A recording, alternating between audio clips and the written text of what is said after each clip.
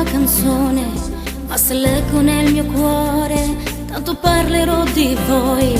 Parlerò di quella volta, quando a soli 16 anni la mia fuga dell'amore non l'avete presa bene. Che risate con papà, il suo attacco di pressione, e mia madre che tentava di difendermi, perché una donna può capire per amore che si fa.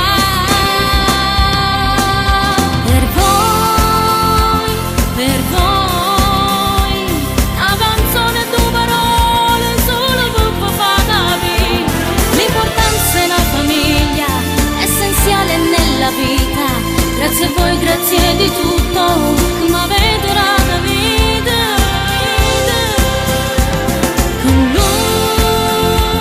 Con lui, mi ricordo una fermata, come fulmine con me.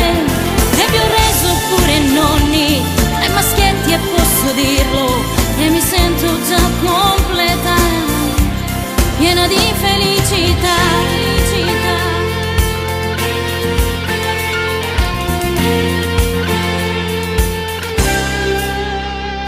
Quando leggi la tua vita come un libro all'infinito, pieno di grandi sorprese, non sai come finirà, ma da strada fatta insieme, complimenti a tutte e due. Brava mamma, sia più grande, un campione sei papà.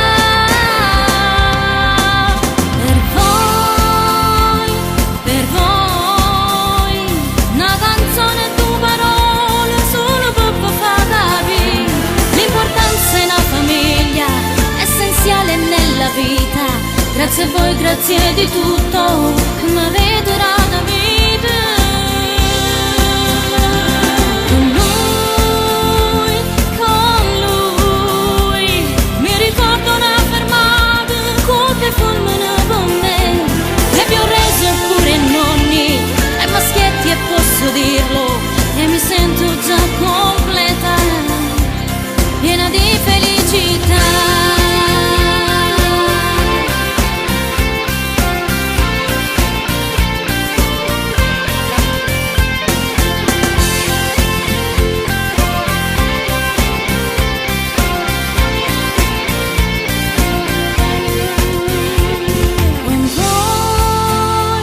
Con voi, io mi sento già completa, piena di felicità.